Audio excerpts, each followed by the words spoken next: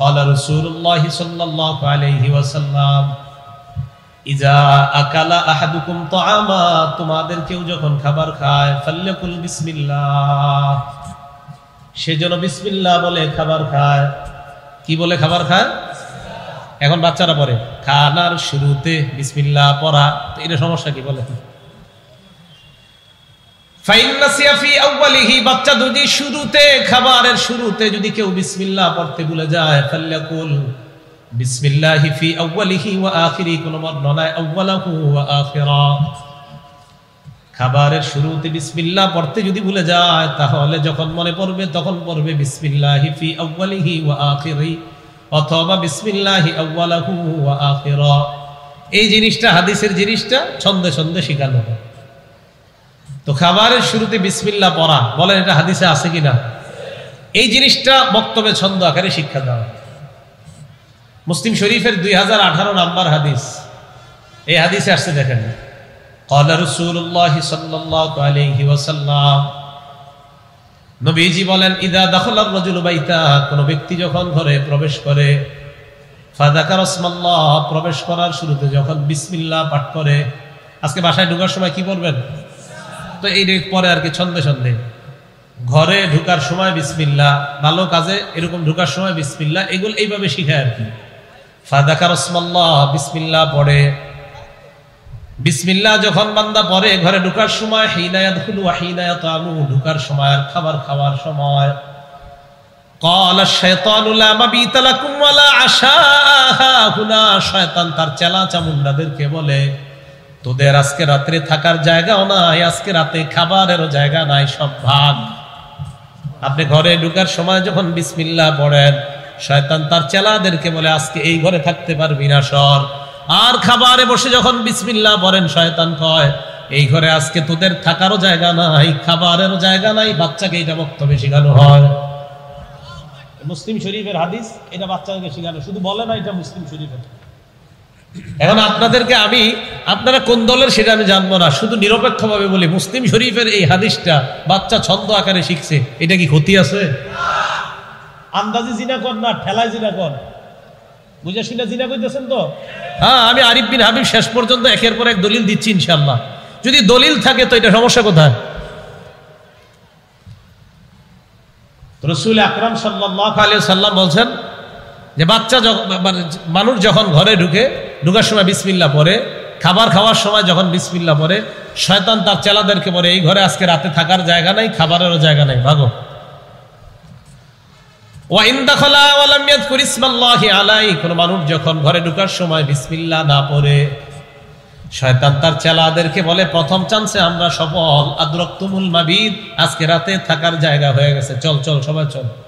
ঘরে ঢুকার সময় যখন কেউ বিসমিল্লাহ না পড়ে, শয়তান তার চেলাদেরকে বলে অন্তত ঘরে থাকার জায়গা হয়েছে, চলো সব ভিতরে ঢুকে। ঢোকার পর ওয়া ইল্লাম ইয়াযকুর ইসমাল্লাহ ইনদা তুআমিহি, খাবার খাওয়ার সময় যখন বিসমিল্লাহ না পড়ে, শয়তান কয় আদরাকতুমুল মাবিত ওয়াল আশা, থাকারও জায়গা হয়ে গেছে, খাবারেরও জায়গা হয়ে গেছে। এটা গল্প নয়, এটা মুসলিম শরীফের হাদিস। রাসূল আকরাম সাল্লাল্লাহু আলাইহি সাল্লাম বলেন কেউ যখন ঘরে প্রবেশ করার সময় বিসমিল্লাহ পড়ে, তখন শয়তান তার সাথে আর ঢুকে না। যদি ঘরে ঢোকার সময় বিসমিল্লাহ না পড়ে, শয়তান তার চেলাদেরকে কয় ঘরে ঢোকার জায়গা হয়ে গেছে, চলো চলো চলো। খাবার খাইতে বসে যখন বিসমিল্লাহ না পড়ে, শয়তান কয় এবার চলো খাবারে অংশগ্রহণ করি, আজকে রাতের থাকারও জায়গা হয়ে গেছে, খাবারেরও জায়গা হয়ে গেছে। নাউজুবিল্লাহ। নবীজি সাল্লাল্লাহু আলাইহি সাল্লাম 6 সাহাবারে নিয়ে খাইতেছে। কয়জন সাহাবা? 6 জন। আম্মা জান আয়েশা সিদ্দিকা রাদিয়াল্লাহু তাআলা আনহার বর্ণনা, আন্না নবী সাল্লাল্লাহু আলাইহি ওয়াসাল্লাম কানা ইয়াকুলু ফি সিত্তাতি আসহাবিহি। আম্মা জান আয়েশা বলেন আন্না নবী কানা ইয়াকুলু ফি সিত্তাতিন মিন আসহাবিহি, আল্লাহ নবী 6 জন সাহাবাদেরকে নিয়ে খাওয়া শুরু করলেন। খাওয়া অবস্থায় যা আরাবিয়ুন জাইউন, এক গ্রাম্য ব্যক্তি আসছে, ক্ষুধার্ত গ্রাম্য ব্যক্তি।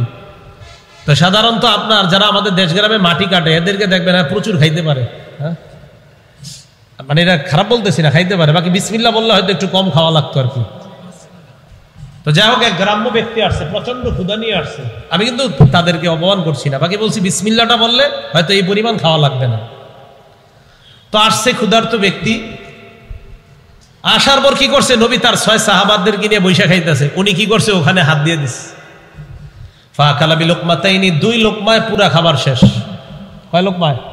হ্যাঁ, 2 লোকমায়, 2 লোকমায় খাবার শেষ। এখন নবীজি কি বলে দেখেন, আহারে আমা ইন্নাহু লাউ যাকারা ইসমাল্লাহ লাকাফাকুম, এই লোকটা যদি বিসমিল্লাহ বলে খাবার খাইতো, তোমরা সবাই, আমরা সবাই খাবার খেতে পারতাম। এই লোকটা বিসমিল্লাহ বললে এই খাবারটাই আমাদের সবার জন্য যথেষ্ট হয়ে যেত। এই লোকটা বিসমিল্লাহ বলে খাবার খাইলে সবার জন্য যথেষ্ট হয়ে যেত। এখন এই ছেলেটা বক্তব্য শিখে খাবার শুরুতে বিসমিল্লাহ পড়া, তো এটা হাদিসে আসেনি, তো এটা ছন্দ আকারে বাচ্চাটা শিখে বাসায় গিয়ে কয়, তো এটা নাকি আপনার এখন খারাপ। রাসূল আকরাম সাল্লাল্লাহু আলাইহি সাল্লাম বললেন, সে বিসমিল্লাহ বললে এই খাবার সবার জন্য যথেষ্ট হয়ে যেত। আল্লাহ সবাইকে বুঝার তৌফিক দান করেন। নবীজি সাল্লাল্লাহু আলাইহি সাল্লাম খাবার যখন আমরা খাবো, খাওয়ার সময় নবীজি সাল্লাল্লাহু আলাইহি সাল্লাম বলেন যে একসাথে খাবার খাইলে এটার মধ্যে বরকত হয়, একসাথে খাবার খাইলে এটার মধ্যে বরকত হয়। এখন এই 4 জন 5 জন একসাথে খাওয়াটা, এটা অনেক জায়গায় আবার খারাপ হিসাবে দেখা হয়, এটা ঠিক না বিষয়টা। সাহাবায়ে কেরাম রাসূল আকরাম সাল্লাল্লাহু আলাইহি সাল্লামের কাছে একটা অভিযোগ করলেন। আবু দাউদ শরীফের 3764 নম্বর হাদিসের বর্ণনা, আন্না আসহাবান নবী সাল্লাল্লাহু আলাইহি ওয়াসাল্লাম ক্বালু ইয়া রাসূলুল্লাহ ইন্না নাকুলু ওয়া লা নাশবা, ইয়া রাসূলুল্লাহ আমরা খাবার খাই কিন্তু খাবার খাওয়ার পরেও আমাদের পেট ভরে না, ঘটনা কি? খাবার খাই, খাবার খাওয়ার পরেও আমাদের পেট ভরে না। আল্লাহ নবী কয় ফালা আল্লাকুম তাফতারিকুনা, মনে হয় তোমরা আলাদা আলাদা খাবার খাও। জি হুজুর, আমরা আলাদা খাবার খাই। আল্লাহ নবী কয় ইজতামিউ আলা তুআমিকুম, একসাথে খাবার খাও, এক প্লেটের মধ্যে খাবার খাও। ওয়াজকুরুসমাল্লাহ, খাবারের শুরুতে বিসমিল্লাহ পড়ো, আল্লাহর নাম নাও। ইউবারাক লাকুম ফি, ওই খাবারের মধ্যে আল্লাহর পক্ষ থেকে বরকত দেওয়া হবে। পরিবারের স্বামী স্ত্রী ছেলে মেয়ে একসাথে এক প্লেটে খাবার খান, ঘর বরকতময় বানান। তো রাসূল আকরাম সাল্লাল্লাহু আলাইহি সাল্লাম এই বিষয়টা আমাদেরকে বলে দিলেন যে খাবার খাওয়ার সময় খাবারের মধ্যে বরকত কিভাবে হবে। তো রাসূল সাল্লাল্লাহু আলাইহি সাল্লাম বললেন যে এইভাবে খাবার খাইলে খাবারের মধ্যে বরকত হবে। তো আমরাও এইভাবে খাবার খাওয়ার চেষ্টা করব, আল্লাহ তৌফিক দান করেন। রাসূল আকরাম সাল্লাল্লাহু আলাইহি সাল্লাম আমরা যখন খাবার খাবো, খাবার খাওয়ার পর তো চেটে খাওয়া, হাত আপনার এইভাবে আঙ্গুল এগুলা যেন চেটে খাই, এই কথাটা হাদিসের মধ্যে বলে দিয়েছেন। ক্বালা রাসূলুল্লাহ সাল্লাল্লাহু আলাইহি ওয়াসাল্লাম, আল্লাহ নবী বলেন ইদা আকালা আহাদুকুম, তোমাদের কেউ যখন খাবার খায়, তোমাদের কেউ যখন খাবার খায়, খাবার খাওয়ার পর ফালা ইয়ামসাহ ইয়াদাহু, তার হাতটা যেন না মুছে, হাত্তা ইয়ালআকাহা, ওই হাতের আঙ্গুলগুলা চেটে খাওয়ার আগ পর্যন্ত, আও ইউলইকাহা, অথবা অন্যদেরকে দিয়ে আঙ্গুল চাটাবে। এটা দ্বারা উদ্দেশ্য স্বামী স্ত্রী একজন আরেকজন আঙ্গুল চেটে খেতে পারে, অথবা বাচ্চা। তো নবীজি বললেন এটা চেটে খাওয়ার চেষ্টা করবা। এটা হাদিসের মধ্যে আসছে, মুসলিম শরীফের হাদিসের মধ্যে আসছে, তোমাদের কেউ যখন খাবার খাবা ফালা ইয়ামসাহ ইয়াদাহু বিল মিন্দিল, সে যেন খাবারটা তয়লা দ্বারা না মুছে, বর্তমান জামানার গামছা। হাত্তা ইয়ালাকা আসাবিআহু, আঙ্গুল চেটে না খাওয়ার আগে সে যেন তার হাতটা না মুছে। ফাইন্নাহু লা ইয়াদরি ফি আইয়ি তুআমিহি আল বারাকা, কারণ তার জানা নাই কোন খাবারের মধ্যে বরকত। মনে রাখবেন, কোন খাবারের মধ্যে বরকত এটা আমাদের জানা নাই। তাই রাসূল আকরাম সাল্লাল্লাহু আলাইহি সাল্লাম বললেন খাবার যেন চেটে এটা খায়, কারণ আমাদের জানা নাই কোন খাবারের বরকত।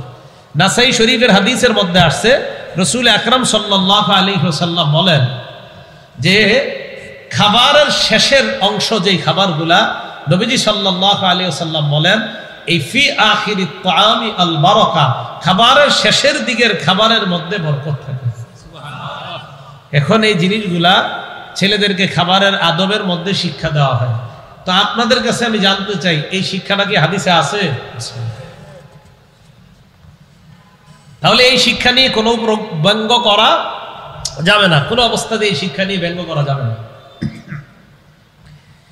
মুসলিম শরীফের 2033 নম্বর হাদিস, এই হাদিসের মধ্যে আসছে রাসূল আকরাম সাল্লাল্লাহু আলাইহি সাল্লাম বলেন, কি বলে দেখেন, ইন্নাশ শায়তানা ইয়াহদুরু আহাদাকুম ইনদা কুল্লি শাইইন ফি শা'নিহি শয়তান তোমাদের প্রত্যেকটা কর্মে প্রত্যেকটা কাজে উপস্থিত হয়ে যায়, হাত্তা ইয়াহদুরাহু ইনদাত তাআম, এমনকি খাবারের সময় শয়তান উপস্থিত হয়ে যায়। খাবারের সময় উপস্থিত যখন শয়তান হয় তখন তোমরা মাথায় রাখবা শয়তান তোমার আশেপাশে আছে। এবার আল্লাহ নবী বলেন, ফাইদা সাকাতাত মিন আহাদিকুমুল লুকমা, তোমাদের কারো যখন খাবারের লোকমা খাবার থেকে পড়ে যায়, প্লেট থেকে পড়ে যায়, ফালইউমিত মা কানা বিহা মিন আযা, ওই খাবারের ভাগটা তুলবেন, তোলার পর দেখবেন এটার মধ্যে কোনো ময়লা লেগে আছে কিনা, ময়লাটা পরিষ্কার করবেন। সুম্মা লিয়াকুলহা, এরপর ওই খাবারটা খাইবেন। নবী বলেন, ওয়ালা ইয়াদাহা লিশ-শায়তান, এই খাবার শয়তানের জন্য রেখে দিবা না। তাহলে কি বোঝা যায়, খাবারের যে লোকমা পড়ে যায়, এই লোকমাটা এটা যদি আপনি না খান, এটা শয়তান খেয়ে ফেলে। এই খাবার শয়তানের জন্য রাখা হয়ে যায়। তো এইগুলা খাবারের আদবের মধ্যে বাচ্চাদেরকে শিক্ষা দেওয়া হয়। ক্বালা রাসূলুল্লাহ সাল্লাল্লাহু আলাইহি ওয়াসাল্লাম, আল্লাহ নবী বলেন, ইদা আকালা আহাদুকুম, তোমাদের কেউ যখন খাবার খায়, ফালইয়াকুল বিয়ামিনিহি, ডান হাতে যেন খাবার খায়। ওয়া ইদা শারিবা ফালইশরাব বিয়ামিনিহি, আর যখন কোনো ব্যক্তি পানি পান করে সে যেন ডান হাতে পানি পান করে। নবীজি বলেন, ফাইন্নাশ শায়তানা ইয়াকুলু বিশিমালিহি ওয়া ইয়াশরাবু বিশিমালিহি, শয়তান বাম হাতে খাবার খায়, বাম হাতে পানি পান করে। শয়তান বাম হাতে খাবার খায়, বাম হাতে পানি পান করে।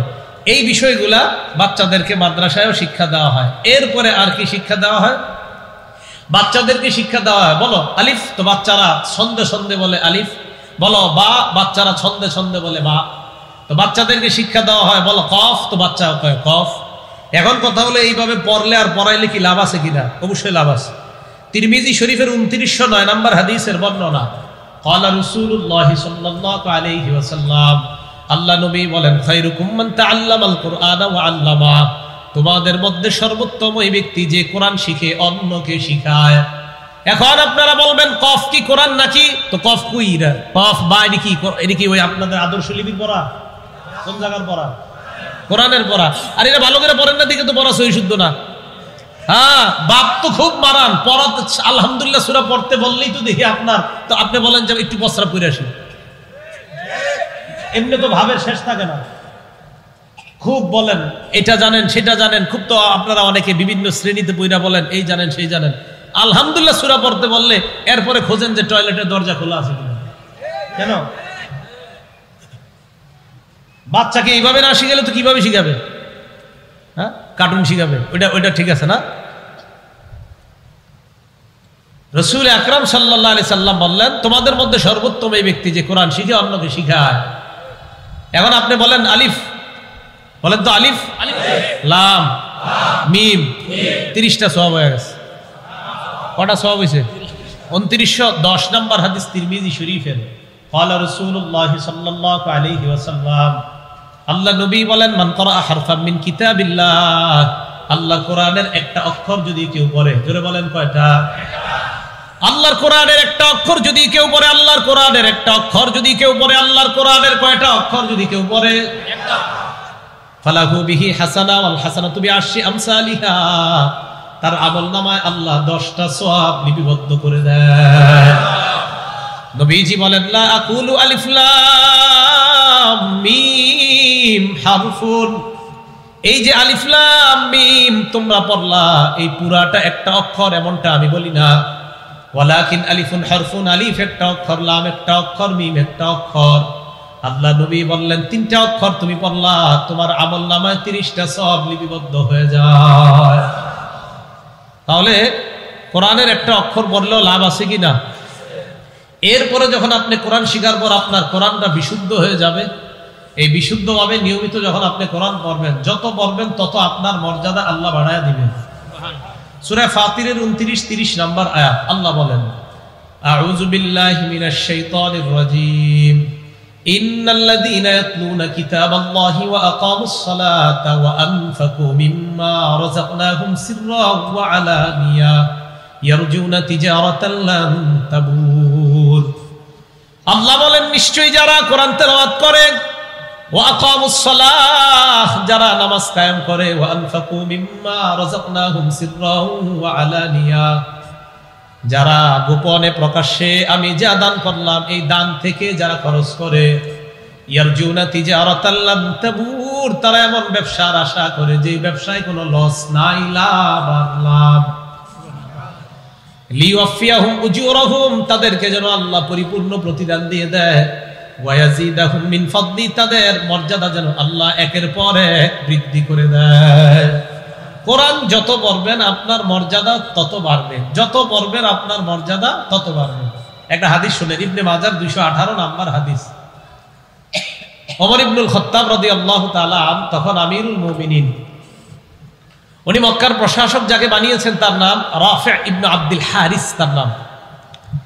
এই রাফি ইবনে আব্দুল হারিসের সাথে লাকিয়া উমর বিউসফান, উসফান নামক একটা জায়গায় ওমর ফারুক রাদিয়াল্লাহু তাআলা আনহুর সাথে তার সাক্ষাৎ হয়েছে। কার? এই রাফি ইবনে আব্দুল হারিসের। রাফি ইবনে আব্দুল হারিসের সাথে যখন তার সাক্ষাৎ হয়, সাক্ষাৎ হওয়ার পর হযরত ওমর বললেন, মান ইস্তাখলাফতা আলা আহলিল ওয়াদি, মক্কার আশেপাশে যে গ্রামগুলো আছে এই গ্রামের প্রশাসক তুমি কাকে বানাইছো? রাফি ইবনে আব্দুল হারিস জবাব দিলেন, ইবনে আবজা, আমি ইবনে আবজাকে এই প্রশাসনিক কাজে দায়িত্ব দিয়েছি। ওমর ফারুক বললেন, মান ইবনু আবজা, ইবনে আবজা আমার কে? রাফি ইবনে আব্দুল হারিস জবাব দিলেন, রাজুলুম মিন মাওয়ালিনা, রাফি ইবনে আব্দুল হারিস হলো আমাদের একজন কৃতদাস, মুক্ত গোলাম, আজাদকৃত গোলাম। এই কথা বলার পর হযরত ওমর বললেন, একজন গোলামকে প্রশাসক বানায় দিলা, এত বড় দুঃসাহস কিভাবে করলা? একটা গোলামকে প্রশাসক বানায় দিছো? রাফি ইবনে আব্দুল হারিস জবাব দেয়, আমিরুল মুমিনিন, তার মাঝে এমন 3টা গুণ আছে যে 3 গুণের কারণে আমি তাকে মক্কার আশেপাশের এলাকার প্রশাসক বানাইলাম। 1 নাম্বার, ইন্নাহু লাকারিউন লিকিতাবিল্লাহ, এই ব্যক্তি আল্লাহর কোরআনের অভিজ্ঞ। ওয়া আলিমুন বিল ফারাইজ, ফরজ সম্পর্কে অভিজ্ঞ।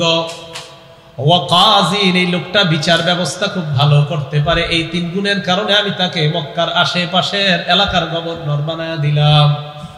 ওমর ফারুক রাদিয়াল্লাহু তাআলা আনহু বলেন, আমা ইন্না নাবিয়াকুম সাল্লাল্লাহু আলাইহি ওয়াসাল্লাম ক্বাল, আল্লাহর নবী বলেন, ইন্নাল্লাহা ইয়ারফাউ বিহাযাল কিতাবি আকওয়ামা, নিশ্চয় আল্লাহ এই কোরআনের মাধ্যমে একদল মানুষের মর্যাদা বাড়ায়, ওয়া ইয়াদাউ বিহি আখারিন, আরেক দলকে আল্লাহ অসম্মানিত করে।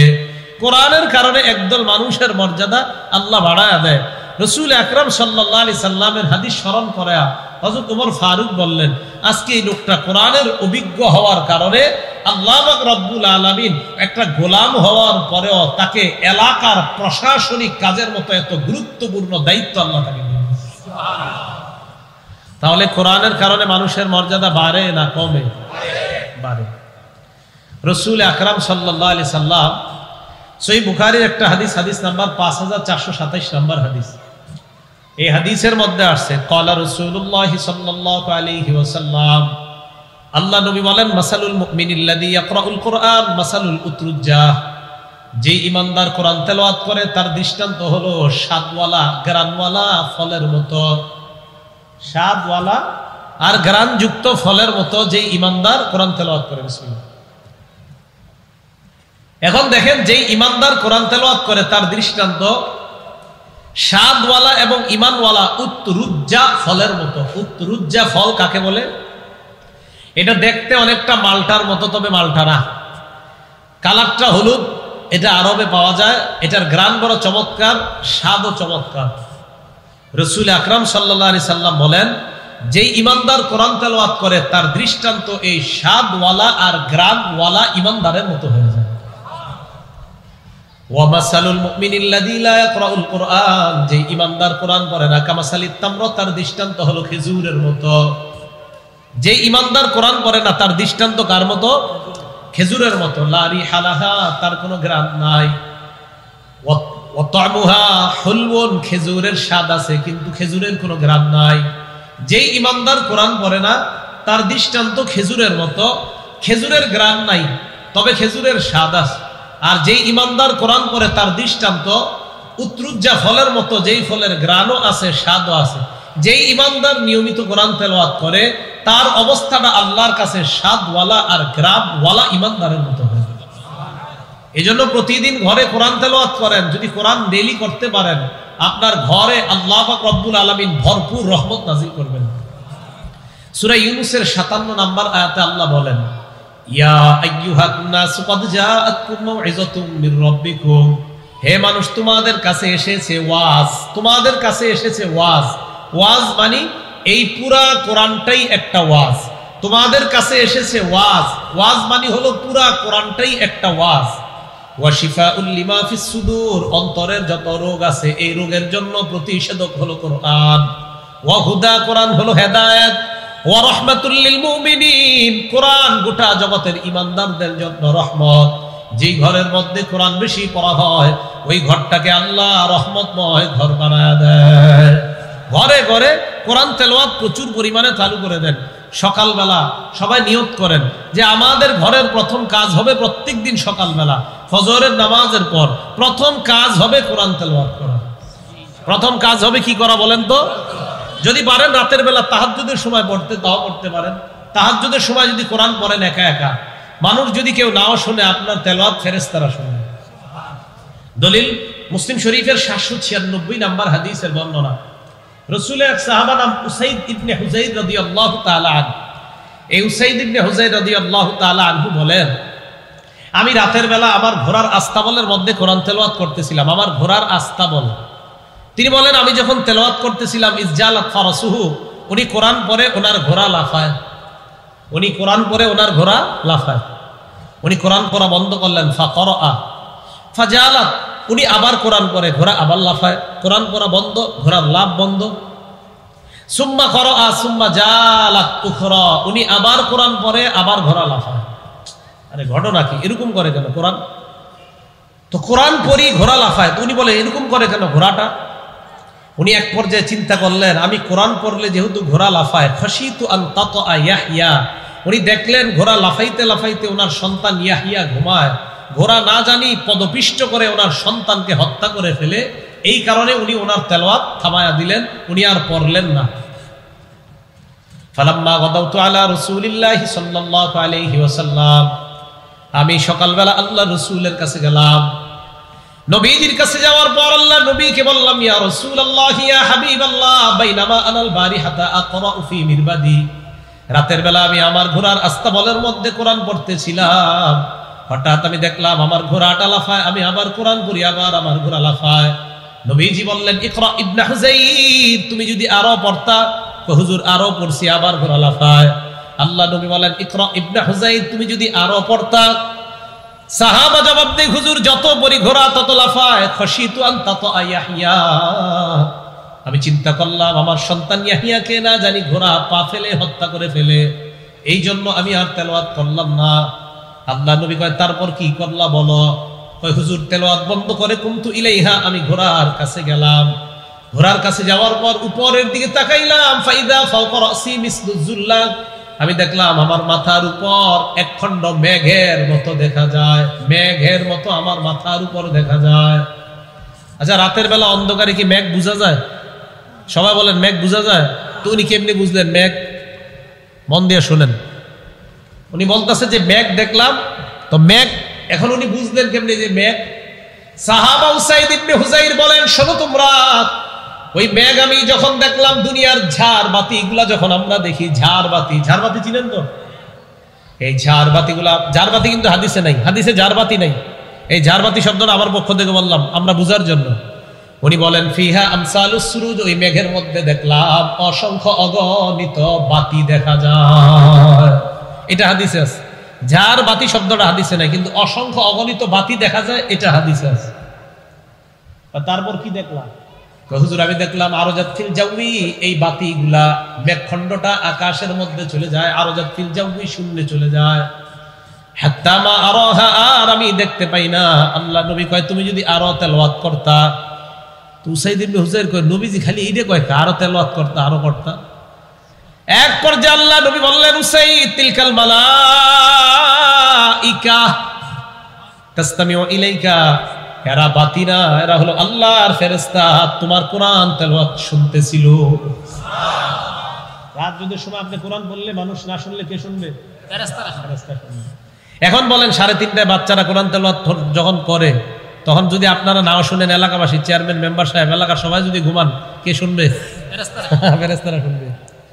তিলকাল মালাইকাতু তাসতামিউ ইলাইক, যে তোমার পড়া, না নবী হাদিসে কি শব্দটা বলছে, তোমার পড়া ফেরেশতারা কান পেতে মনোযোগ সহকারে শুনতেছিল। পরে কি কইছে এটা তো আপনাদেরকে বললে অবাক হবেন, হাদিস শেষ হয় না কিন্তু। রাসূল সাল্লাল্লাহু বলতেছি, রাসূল সাল্লাল্লাহু আলাইহি সাল্লাম বললেন, উসাইদ তুমি যদি ফজরের আজান পর্যন্ত পড়তা, লাউ করাতা, তুমি যদি ফজরের আজান পর্যন্ত পড়তা, আসবাহাত, ওই সকাল হয়ে যাইতো, হাত্তা ইয়ারাহান নাস মা তাস্তাতিরু ইলাইহিম, ফজরের সময় যে মুসল্লিগুলা মসজিদে আসতো, তারা আসার সময় সব চোখে ফেরেশতাদেরকে দেখতে পেত। তাহলে রাতের বেলা যদি কোরআন পড়েন, এটারও লাভ আছে, প্রচুর লাভ। বলছিলাম সকালবেলা ফজরের পর পর কোরআন পড়া। তো আপনাদের মাঝে যদি কারো তাহাজ্জুদ নামাজ পড়ার অভ্যাস থাকে, তাহলে আপনারা কোরআন তেলাওয়াত করবেন। আমার আগে মুফতি আমজাদ সাহেব হুজুর আসতে আসতে দেখলাম বলতেছিলেন ইবনে আব্বাস রাদিয়াল্লাহু তাআলা আনহু বর্ণনা, যে ইবনে আব্বাসকে রাসূল সাল্লাল্লাহু আলাইহি সাল্লাম, ইবনে আব্বাস নবীজির কাছ থেকে তাহাজ্জুদের নামাজ শিখছে। হুজুর আলোচনা করতেছিলেন, সহিহ বুখারী 699 নম্বর হাদিসে আছে, 183 নম্বর হাদিসে আছে, স্পষ্ট লম্বা হাদিস। আব্দুল্লাহ ইবনে আব্বাস রাদিয়াল্লাহু তাআলা নবীজির কাছে তাহাজ্জুদ শিখছে, নবীজির সাথে তাহাজ্জুদ পড়ছে। এখন অনেকে একটা প্রশ্ন তুলছে, হুজুর ইবনে আব্বাসের বয়স তখন কত ছিল? বুখারী শরীফে তো ওনার বয়স লেখা নাই, আসলেই লেখা নাই। বুখারী 699 নম্বর হাদিসে ওনার বয়স এই শব্দটা লেখা নাই, 183 নম্বর হাদিসেও বয়স লেখা নাই। তাফসীর অধ্যায় বুখারী শরীফে অসংখ্য অগণিত বর্ণনা আছে তাহাজ্জুদ যে ইবনে আব্বাস নবীর সাথে পড়ছে। তো এইগুলাতে আসলে এটা আছে যে ছোট, কিন্তু বয়স কত এটা লেখা নাই। কিন্তু বয়স কত ছিল ইবনে আব্বাসের, এটা এক হাদিসে আছে। কি আছে বলেন, আবার বলেন, কি আছে? কোন জায়গায়? মুসনাদে আহমদ কিতাবের নাম, হাদিস নাম্বার 3437 নম্বর হাদিস, মুসনাদে আহমদ 3400।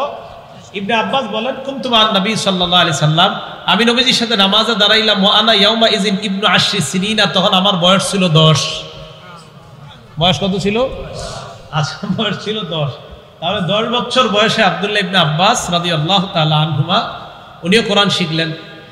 যোগ্য ব্যক্তিদের থেকে কোরআন শিখতে হবে। বলেন, জোরে বলেন, বাংলা ঢাকার থেকে। হুজুর আপনি এটা যে বললেন দলিল আসেনি, তো দলিল তো আসি। বুখারী শরীফের 4999 নম্বর হাদিস। কয় নাম্বার? 4999 নম্বর হাদিস। এই হাদিসের মধ্যে আসছে রাসূল আকরাম সাল্লাল্লাহু আলাইহি সাল্লাম বলেন, খুযুল কুরআন মিন আরবাআতিন, তোমরা 4 ব্যক্তি থেকে কোরআন শিখো। মিন আব্দুল্লাহ ইবনে মাসউদ, আব্দুল্লাহ ইবনে মাসউদ থেকে শিখো। ওয়া সালিম, সালেম থেকে শিখো। ওয়া মুআজ ইবনে জাবাল, মুআজ ইবনে জাবাল থেকে শিখো। ওয়া উবাই ইবনে কাব, উবাই ইবনে কাব রাদিয়াল্লাহু তাআলা তাদের কাছ থেকে শিখো। তো কোরআন যারা ভালো শিখে, যারা ভালো শিখাইতে পারে, তাদের কাছ থেকে কোরআন শিখতে হবে। এটা হাদিস দ্বারা প্রমাণিত। কোরআন শিখার পর কোরআন ভুলে যাওয়া যাবে না। বলেন, কোরআন শিখার পর কোরআন ভুলে যাওয়া যাবে না। কোরআন ভুলে যাওয়া যাবে না। কোরআন শিখার পর কোরআন ভুলা যাবে না। এই কথাটা আমরা সবাই মাথায় রাখতে হবে। কোরআন ভুলে যাওয়া যাবে না, তাই নিয়মিত চর্চা করতে হবে। বাচ্চারা কোরআন নিয়মিত চর্চা করার সবচাইতে সেরা উপায় হলো আবাসিক মাদ্রাসায় থাকা। কি বললাম?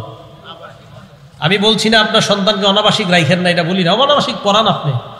কিন্তু আপনার সন্তান অনাবাসিক যখন থাকে, তখন বাসায় এসে মোবাইলে গেমস খেলায়, দোকানের মধ্যে গেমস খেলায়। আমি বলছি না যে আপনার সন্তানকে অনাবাসিক পড়ান না, তাও পড়ান, অবশ্যই পড়ান, অনাবাসিক পড়ান, সমস্যা নেই। কিন্তু কোরআন চর্চা বেশি হয় আবাসিক ভাবে, এটা মাথায় রাখবেন। সহিহ বুখারী 5033 নম্বর হাদিসের বর্ণনা, রাসূল আকরাম সাল্লাল্লাহু আলাইহি সাল্লাম বলেন, তাআহাদুল কুরআন, তোমরা কোরআন নিয়মিত চর্চা করবা। ভালো করে মনে রাখবেন, যারা 10টা সূরা শিখেন আর বলেন হুজুর আমি 10টা সূরা শিখলাম, যদি মাঝে মাঝে 2টা সূরা ভুইলা যান, চর্চার অভাবে আল্লাহর কাছে জবাব দেওয়া লাগবে। চর্চার অভাবে যদি 2টা ভুলে যান, 10টা শিখলেন, হঠাৎ যদি বলেন আগে 10টা পারতাম, এখন পারি 6টা, প্রশ্ন হবে আপনি 4টা কেন পারেন না? কয় হুজুর পড়ি না তাই পারি না। আল্লাহর কাছে জবাব দেওয়া লাগবে। চর্চার অভাবে যদি ভুলে যান, হ্যাঁ নিয়মিত পড়তে থাকেন, যদি ভুলে যান তাও জবাব দেওয়া লাগবে না। আপনি যদি পড়ার পরে ভুলে যান, জবাব দেওয়া লাগবে না। কিন্তু যদি আপনি চর্চার অভাবে ভুলে যান, আল্লাহর কাছে জবাব দেওয়া লাগবে। আল্লাহ বলবে, কাযালিকা আতাতকা আয়াতুনা, আমার আয়াতগুলা তোমার কাছে গেছে, তোমার কাছে গিয়েছে, ফানাসিতাহা, তুমি ভুলে গেছো। ওয়া কাযালিকাল ইয়াওমা তুনসা, কিয়ামতের ময়দানে আজকে তোমাকেও ভুলে যাওয়া হবে।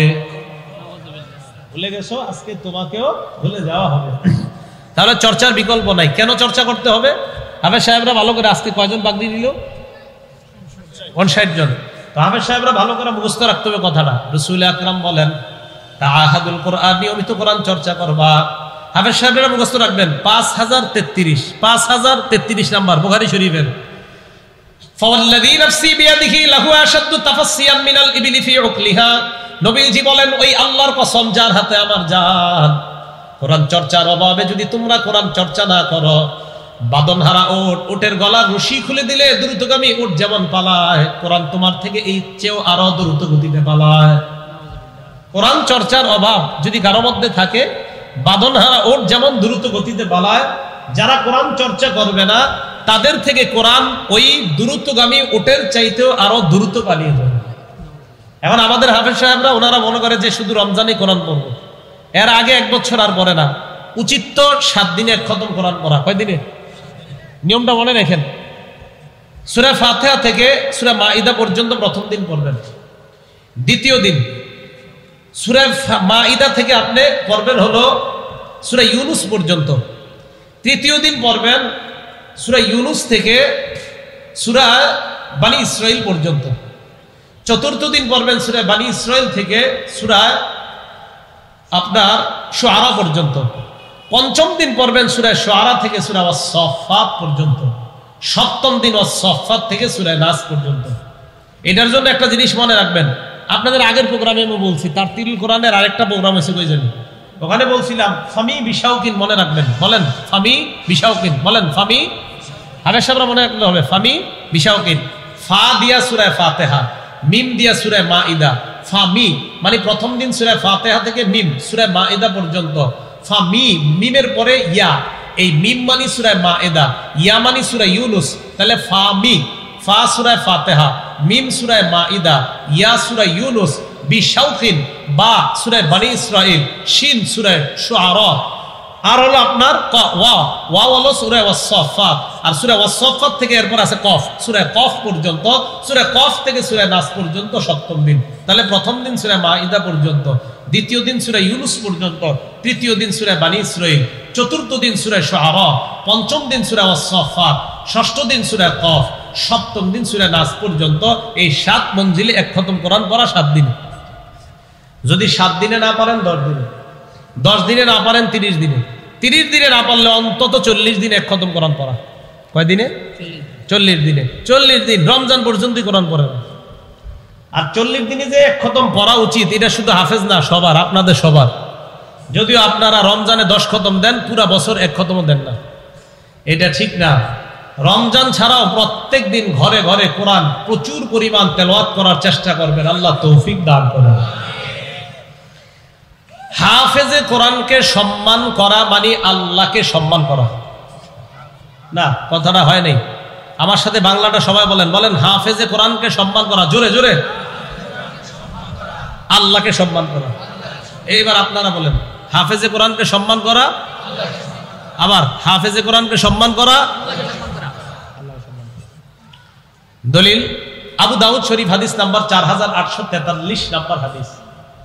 এই হাদিসের মধ্যে আসছে রাসূল আকরাম সাল্লাল্লাহু আলাইহি সাল্লাম বলেন, ইন্না মিন ইজলালিল্লাহ ইকরামাজিশ শাইবাতিল মুসলিম ওয়া হামিলিল কোরআন ওয়া ইকরামাজিস সুলতানিল মুকসিতি।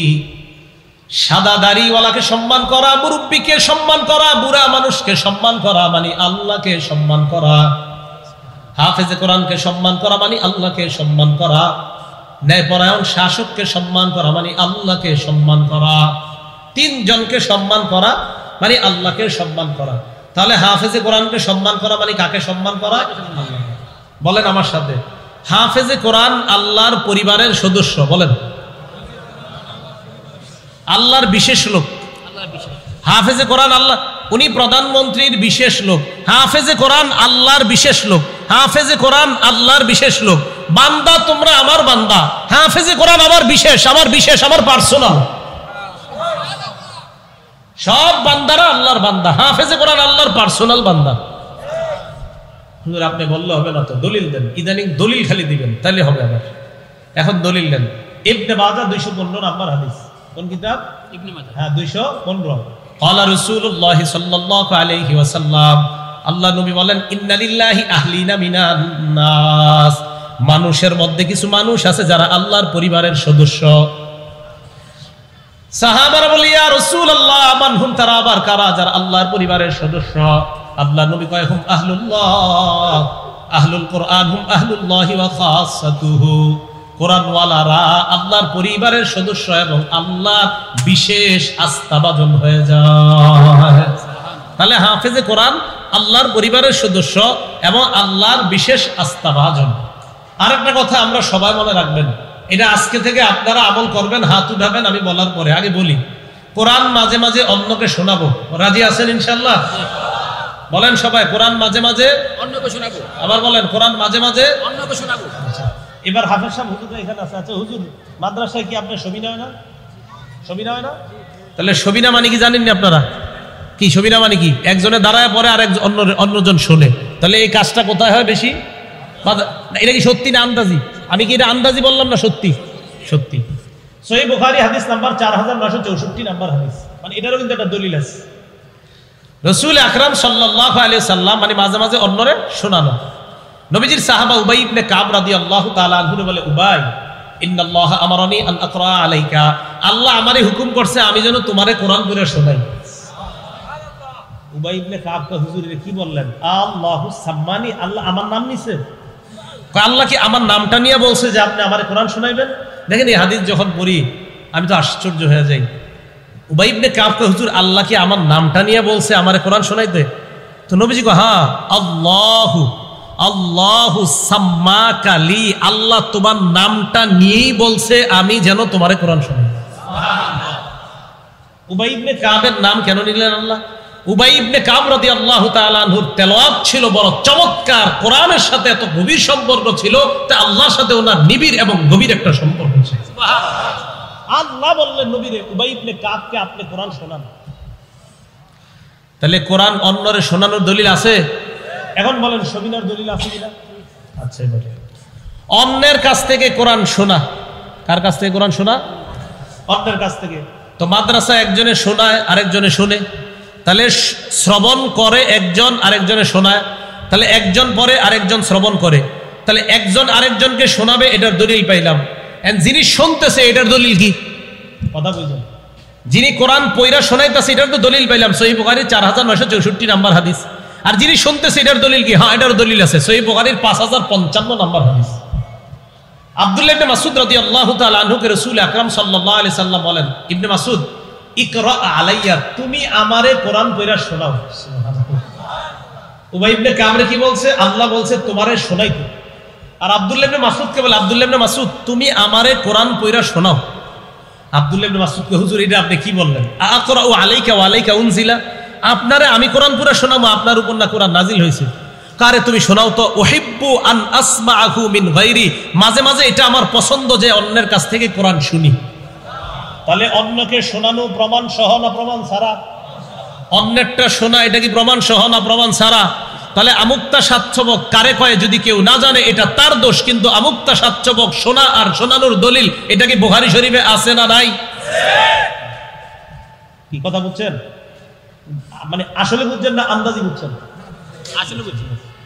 তো রাসূল আকরাম সাল্লাল্লাহু আলাইহি সাল্লাম ওনার থেকে কোরআন শোনানোও পাইলাম, কোরআন শ্রবণ করাও পাইলাম। আমার কথাগুলো মহব্বতের সাথে নিয়েন। আমার একটা অভ্যাস, আমি কাউকে কোনোদিন নাম ধরে আঘাত করা অভ্যাস কখনো নাই। এই বলে ফেললাম যে কোরআন শ্রবণ করানো এটার তো দলিল আছে, কোরআন শ্রবণ করা এটারও দলিল আছে। আমি শুধুমাত্র জানানোর জন্য বলছি। কেন? কোনো বিষয় আপনি জানেন না এর অর্থ যে দুনিয়াতে এটা নাই এমন না। আপনি জানেন না মানে জানেন না, কিন্তু এটা যে দুনিয়াতে নেই এটা কেমনে বললেন? এই জন্য বলেন, এই জন্য বলেন পড়ালেখা বেশি করতে হবে। বলেন এজন্য পড়ালেখা বেশি করতে হবে। এবার আরেকটা বাংলা বলেন, পড়ালেখা কেন বেশি করতে হবে বলেন বাংলাটা। জবাব শুনেন। লেখা দুনিয়ার সৃষ্টির শুরুতেই লেখা পাওয়া যায় অস্তিত্বে। নবুয়তের অস্তিত্বের শুরুতে আল্লাহ রসুলের 23 বছরের নবুয়তি জীবন শুরু হয়েছে পড়া দিয়ে, দুনিয়া সৃষ্টি শুরু হয়েছে লেখা দিয়ে, তাই পড়ালেখা করতে হবে। আচ্ছা দলিল, এটারও তো দলিল লাগবে, দলিল ছাড়া তো আমাদের জীবনে চলবে না। আবু দাউদ শরীফ হাদিস নাম্বার 4700 নাম্বার হাদিস। এই হাদিসের মধ্যে আসছে রাসূল আকরাম সাল্লাল্লাহু আলাইহি সাল্লাম বলেন, ইন্না আউয়ালা মা খালাকাল্লাহুল খালকা আল কলম, আল্লাহ সর্বপ্রথম যে সৃষ্টিটা করছে কলম। বলেন আল্লাহ প্রথম সৃষ্টি করছে কি নাকি অন্য কিছু? তো নাম না কোন নূর, হ্যাঁ কিরে ভাই সহিয়া দিছে আছে কলম। এখন নূর মানে আমি কিন্তু কাউরে আঘাত করছি না, নূর আবার কোত্থেকে পাইছেন এটা মানে আমি জানতে চাই আর কি। আল্লাহ সর্বপ্রথম কি বানাইছে? আবার জোরে বলেন কি বানাইছে? কলম বানানোর পর আল্লাহ কলমকে বললেন উক্তুব, কলম তুমি লেখো। কলম কথা বলা শুরু করছে, সুবহানাল্লাহ। কলম আল্লাহরে বলে মাদা আকতুবি ইয়া রাব্বি, আল্লাহ আমি কি লিখমু? আল্লাহ বললেন উক্তুব মাকাদির কুল্লি শাইইন হাত্তা তাকুমাস সাআ, কিয়ামত পর্যন্ত যা ঘটবে সব লেখো। তাহলে দুনিয়ার সৃষ্টিতে লেখা পাইলাম। বলেন দুনিয়ার সৃষ্টির শুরুতে কি পাইলাম? আরো জোরে, লেখা শুরুতে কি পাইলাম? আমার নবী হেরা পর্বতের মধ্যে আছে, বুখারীর 3 নাম্বার বর্ণনা, ইয়াতাহান্নাসু, আল্লাহ রাসূল রাতের বেলা ইবাদত করতে লাগলেন, 30 দিন হয়ে গেছে। তাফসীরের বর্ণনা মতে আরো বেশি, হাদিসের বর্ণনায় প্রায় 1 মাসের মতো অথবা আরেকটু বেশি। বুখারীর 3 নাম্বার বর্ণনা, জিবরিল আমিন আসছে, আসার পর কয় সর্বপ্রথম আইসাই সর্বপ্রথম ইকরা ইয়া মুহাম্মদ, পড়েন হে মুহাম্মদ, পড়েন হে মুহাম্মদ। নবুয়তের জীবন শুরু হলো পড়া দিয়ে, দুনিয়া সৃষ্টি শুরু হলো লেখা দিয়ে। তাই যত বেশি করবেন তত বেশি মনে হবে আমার মধ্যে ভুলের শেষ নাই, আরেকজনের ভুল কি ধরব। যত পড়াশোনা করবেন তত নিজের ভুল বের হবে। এজন্য সত্যি কথা, আমি যত পড়াশোনা করবেন তত দেখবেন নিজের ভুল। তা আমি সাধারণত কারো ভুল ধরতে খুব ভয় পাই, কেন জানেন? চিন্তা করি বেচারাটা মনে হয় ঠিক হইতে পারে, তাই নিজেই পড়াশোনা করি, পড়াশোনা করে যা জানি এটাই বলে দিই, কারণ মনে হয় আমি ভুলের মধ্যে আছি। তো যত পড়বেন দেখবেন আপনার ভুলগুলো বের হচ্ছে। সারা জীবন মনে রাখবেন, আপনি জানেন না মানে দুনিয়াতে এটা নাই, বিষয়টা এমন না, এটা মাথায় রাখবেন। তাহলে পড়া শোনানো এটা কি হাদিসে আছে? আর পড়া অন্যেরটা শোনা এটা হাদিসে আছে? অন্যের পড়া শোনা সহিহ বুখারী 5055, অন্যকে পড়া শোনানো সহিহ বুখারী 4964। তো রাসূল আকরাম সাল্লাল্লাহু আলাইহি সাল্লাম অন্যের কাছ থেকে পড়া শুনেছেন, অন্যকে পড়া শুনিয়েছেন। এবার আপনারা বলেন, হুজুর আছে জায়গা মাদ্রাসা আমুকটা সাতশবকে পড়া শোনা আর শোনানোর কাজই তো হয়, তাহলে এটা আছে তো নাকি আমি আন্দাজি বললাম? যে আলহামদুলিল্লাহ, তাহলে আমাদের মাদ্রাসার যে পড়ার সিস্টেমটা আলহামদুলিল্লাহ কোরআন সুন্নাহ মোতাবেক প্রথম থেকে শেষ পর্যন্ত, বক্তব্যে যে খানার আদব শিক্ষা দেওয়া হয় এগুলারও দলিল দিলাম, আলিফ বাতা এইভাবে ছন্দে ছন্দে পড়ানো হয় এগুলারও আমরা দলিল পাইলাম। শুধু তাই নয়, আমাদের মাদ্রাসাগুলোতে যে একজন আরেকজনকে শোনায় এবং অন্যটা শ্রবণ করে এগুলারও দলিল আমরা পাইলাম। যেহেতু দলিল পেয়ে গেলাম, তাই হেফজখানার পড়ানোর এই সিস্টেমের বিরোধিতা অন্তত যদি সামনের দিকে করতে হয় তো দলিল দিয়ে করতে হবে। দলিল দিতে না, দলিল দিতে যদি আপনি দলিল দেন তো অবশ্যই এটার বিরোধিতা। এই পড়ানোর সিস্টেম, হ্যাঁ একটা সিস্টেম ঠিক আছে, কি মারা, বেশি অতিরিক্ত প্রহার করা ঠিক আছে, অতিরিক্ত প্রহার ঠিক না। লা তাদরিবু ইমা আল্লাহ, আল্লাহ বান্দাদেরকে মারতে রাসূল নিষেধ করছে সাল্লাল্লাহু আলাইহি ওয়াসাল্লাম, এটা নিষেধ করছে। যদিও এখন আপনার হুজুর যদি বাড়ি দেয় একটা, এটা আপনার বাসায় গিয়ে হয়ে যায় 10টা। তো এটা আমি বলছি না, এই বিষয়ে আলোচনা করবো না। হ্যাঁ, যদি কোনো জায়গায় অতিরিক্ত প্রহার করা হয় সেটার বিরুদ্ধে আপনি বলবেন কোনো সমস্যা নেই, অতিরিক্ত প্রহার এটা অবশ্যই ঠিক না। এটাও আপনি বলেন দুনিয়ার একটা প্রতিষ্ঠান দেখান যেখানে ভুল নাই। আপনি দুনিয়ার যত প্রতিষ্ঠান বলবেন সেটা যে পুরাটা আপনার মন মতো হবে বিষয়টা কিন্তু এমন না। প্রতিষ্ঠান হবে, ওই প্রতিষ্ঠানের মধ্যে কোনো একটা সমস্যা হতে পারে, এই হতে পারে সেই হতে পারে। তো যাই বলেন, হ্যাঁ প্রহারের যে বিষয়টা, প্রহার অতিরিক্ত প্রহার করা এটা তো আসলেই ঠিক না, এটা কোরআন সুন্নাহ বহির্ভূত। অতিরিক্ত প্রহার হাদিসেও নিষেধ আসছে, এইটা ঠিক আছে। তাহলে অন্য যে অংশটুকা যে অন্তত পড়ানো, এই কফ বলা, বা বলা, আলিফ বলা, পড়াশোনা, পড়াশোনানো, এটা কি হাদিস সুন্নাহ মোতাবেক না এর বাহিরে? আল্লাহ আমাদেরকে বুঝার তৌফিক দান করেন। এটা হাসির হাদিস মনে পড়ছে, শোনামনি? আচ্ছা, সহিহ বুখারী হাদিস নাম্বার 5030। সহিহ বুখারী হাদিস নাম্বার, মানে হাসি মানে আবার উল্টা পাল্টা কিছু কই হাসামু, বিষয়টা এমন না, এটা একটা হাদিস। কারণ উল্টা পাল্টা কিছু বইলা হাসানো হারাম। বলেন উল্টা পাল্টা মিথ্যা বলে হাসানো কি? মিথ্যা কথা বইলা হাসানো কি? তো এটা দলিলটা আগে দেন। মিথ্যা বইলা যে কাউরে হাসাইলে এটা হারাম, এটা দলিল আগে দেন, পরে বুখারীর 5030 নাম্বার হাদিস আনি। তিরমিজি শরীফের যেহেতু এটা আইসা পড়ে, তিরমিজি শরীফের 2315 2315 নাম্বার হাদিস। এই হাদিসে আসছে রাসূল আকরাম সাল্লাল্লাহু আলাইহি সাল্লাম বলেন, ওয়াইলুন লিল্লাযী ইউহাদ্দিসু বিল হাদিস লিইউদহিকা বিহিল কওম ফায়াকযিবু। ওই ব্যক্তি ধ্বংস যে ব্যক্তি মানুষকে মিথ্যা কথা বলে হাসানোর জন্য। ওয়াইলুল্লাহ, ওয়াইলুল্লাহ, সে ধ্বংস, সে ধ্বংস। গত সপ্তাহে এক জায়গায় আমি বয়ান করছি, তো বয়ানে বসার আগে একজন আমাদের মাদ্রাসারই একজন আলোচনা করতেছে। তো করতে করতে কয় যদি মাদ্রাসায় না পড়েন তাহলে আপনারা সাধারণ মানুষরা এই জবাব দিতে পারবেন না যে গোসলের ফরজ কয়টা। তখন আপনারা গোসলের ফরজ জিজ্ঞেস করলে আসলটা না বললে এটা বলবেন যে গোসলের ফরজ 3টা, সাবান, গামছা, লুঙ্গি। দেখেন এটা একটা ফালতু কথা, যে ভাই এই কথাটা মাইকে বলছে এটা কোনো মানুষ কয় না। এটা মাদ্রাসায় যারা না পড়ে তারাও কোনোদিন এই কথা কয় না যে গোসলের ফরজ 3টা, তোয়াল্লা, গামছা, সাবান। আমি বিশ্বাস করি স্কুল কলেজ ভার্সিটির কেউ এই কথা বলেনি। এটা বানানো কথা, এটা অনর্থক ফালতু কথা। এটা কে বলছে? না আমি সাথে সাথে তারা বলছে আপনি এই কথা বললেন, এটা একটা অনর্থক কথা। অনর্থক কথা বলা হাদিসে নিষেধ। সহিহ বুখারী 6473 নম্বর হাদিস, মুগীরা ইবনে শুবার বর্ণনা। কানা রাসূলুল্লাহ ইয়ানহা আন কিলা ওয়া ক্বাল, রাসূল সাল্লাল্লাহু আলাইহি সাল্লাম অনর্থক আজাইরা পেঁচাল বাড়তে নিষেধ করছে। কেন এই কথা বলেন? অনর্থক কথা বলা যাবে না, অনর্থক কথা বলা নিষেধ। কোন মানুষটা কইছে বলেন? স্কুলের কোন ছাত্র কোনদিন গোসলের ফরজ 3টা, যে তোয়াল্লা, গামছা, সাবান অসম্ভব। স্কুলেরও কেউ বলে নাই, মাদ্রাসারও কেউ বলে নাই, কোন কৃষকও এই কথা বলবে এটা আমার বিশ্বাস হয় না। এটা বানানো কথা। তো এই ভাই ওই জায়গায় বলছে, আমি বললাম সাথে সাথে বলছি এটা একটা ফালতু কথা, এটা অনর্থক কথা। অনর্থক কথা বলা যাবে না। নাসাই শরীফের 1414 নম্বর হাদিস, রাসূল আকরাম সাল্লাল্লাহু আলাইহি ওয়াসাল্লাম বেশিরভাগ সময় জিহ্বায় জিকির রাখতেন। ওয়া ইউকিল্লুল লাগওয়া, অনর্থক কথা রাসূল বলতেনই না। ওয়া ইউকিলুস সালাতা, লম্বা নামাজ পড়তেন। ওয়া ইউকাসসিরুল খুতবাতা, বয়ান দিতেন সংক্ষেপে। বয়ান সংক্ষেপে দিলে অনর্থক কথা কম বের হবে। আবু দাউদ শরীফের 5008 নম্বর হাদিস, রাসূল সাল্লাল্লাহু আলাইহি ওয়াসাল্লাম বলেন, লাকাদ উমিরতু আন আতাজাওয়াজা ফিল কওল, আমাকে আল্লাহর পক্ষ থেকে বলা হয়েছে আমি যেন কথা কম বলি। আমি যেন কথা কথা যত কম বলা তত ফায়দা। কোত্থেকে গেলাম? বুখারী শরীফের 5030 থেকে এদিক গেলাম। তো বুখারী শরীফের 5030 নম্বর হাদিস, এক সাহাবা রাসূলের সামনে বসা। এক মহিলা নবীজির এসে কয়, ইয়া রাসূলুল্লাহ ওয়াহাবতু লাকা নাফসি, আমি নিজেরে আপনার কাছে দান করে দিলাম। নবী সাল্লাল্লাহু আলাইহি সাল্লাম কয়, মানে ওনার দিকে তাকায়, নিচে দিয়ে তাকায় রইছে। তো নবীজির কোনো আগ্রহ নাই। এক সাহাবা দাঁড়াইছে, দাঁড়ায় কয়, ইয়া রাসূলুল্লাহ যাওবিজনিহা, এই মহিলাটারে আমার সাথে বিয়ে, এই মহিলাটারে আমার কাছে বিয়ে দিয়ে দেন। নবীজি কয়, টাকা পয়সা আছে কিছু, মোহর আছে? জি না হুজুর, মোহর নাই। লা ওয়াল্লাহি ইয়া রাসূলুল্লাহ, হুজুর মোহর আনা নাই। সাহাবারা কত সহজ সরল ছিলেন দেখেন। নবীজি বললেন, ইযহাব ইলা আহলিক, বাড়িতে যাও, ফানজুর, দেখো খুঁজা কিছু আছে কিনা। হাল তাজিদু মিন ইনদিক শাই, কিছু পাও কিনা দেখো বাড়িতে। তো বাড়িতে গেছে, গিয়া দেখে তালাশ করে কিছু পায় না। নবীজির কাছে আসতে আয়েশা কয়, হুজুর কিছু নাই, ইল্লা ইজারি হাজা। ইজারুলের বাংলা অর্থ হলো লুঙ্গি।